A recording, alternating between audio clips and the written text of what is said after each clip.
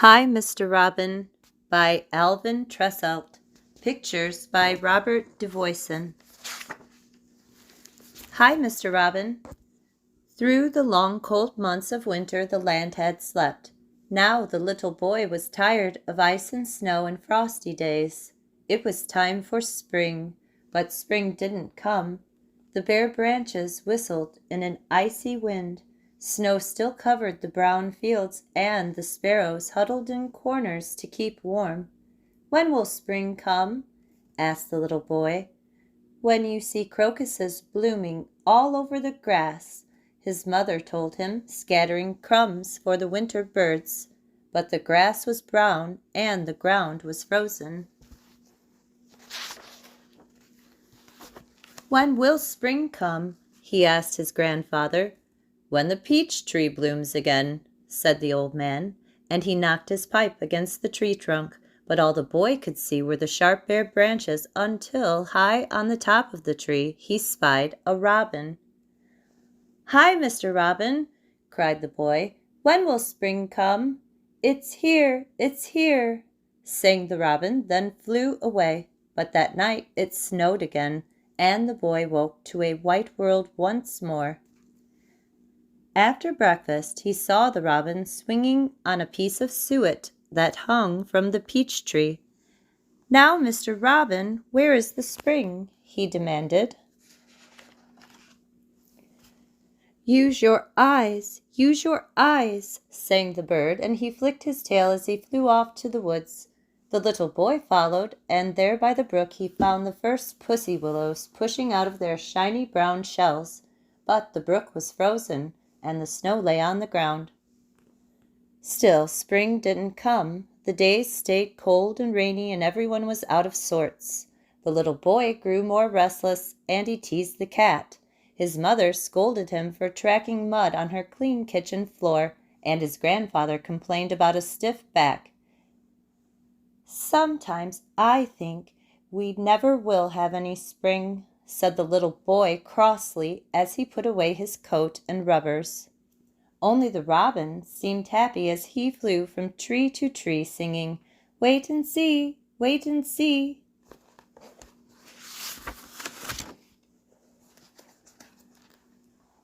After school one afternoon the boy saw the robin picking for crumbs at the back door. "You said spring was coming," he cried. "Well, where is it?" The robin flew into the bare peach tree. Use your ears, he sang, and hopped from limb to keep warm. The little boy listened, and suddenly he could hear the frogs peeping their spring songs. He ran to the brook, and he heard the water gurgling under the cover of ice. "Maybe spring will come after all," he said, but he shivered in the chill wind, and the sky was gray. He ran home for hot cocoa and crackers, and his grandfather helped him fix up his kite. One morning the boy heard the robin singing a new song. "It won't be long, it won't be long." He hurried outside, but he couldn't see the spring. "It isn't here yet," he grumbled, and he kicked a stone with his foot. His mother only smiled. "It won't be long now," she said. "Look!" And there in the grass was a single crocus. "But I'm tired of waiting," he answered. "When will the lawn be covered with crocuses? I want to go fishing, and I want to play baseball, and I don't want to wear my coat anymore." "Well, it won't be long now," said his grandfather, feeling the sticky buds on the peach tree. And little by little, the day grew soft as a misty rain filled the air. The trees lost their sharp winter look. A blur of pale green and yellow spread slowly over the tree tops, and the young leaves started growing. All day the boy watched the gentle falling rain. All day his mother hummed quietly to herself as she did her housework, and his grandfather read over the seed catalogues again, and the robin sat high in the peach tree and sang, "Cheer up, cheer up, cheer up." Then in the soft magic night, while everyone was asleep, Spring came back to the land, and the brown earth turned green. Growing roots stretched in the warm, wet soil, and the sticky scales fell from the peach blossoms. The willows hung down their long green hair, and the birds returned from the south, happy meadowlarks and orioles, chattering wrens and bluebirds. Now at last the little boy went out on the first day of spring. His mother put on her new hat, his grandfather polished his shoes, and they all walked in a new green world.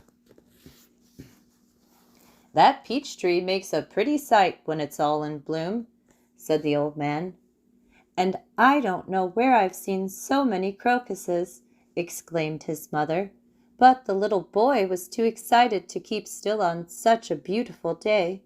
He kicked up his heels and laughed as he ran down the path. Suddenly he spied his friend the robin perched among the peach blossoms. "Hi, Mr. Robin," he called. "It's spring." "I told you so, I told you so, I told you so," sang the robin, and off he flew to join the other birds. And that's the end of Hi, Mr. Robin by Alvin Tresselt.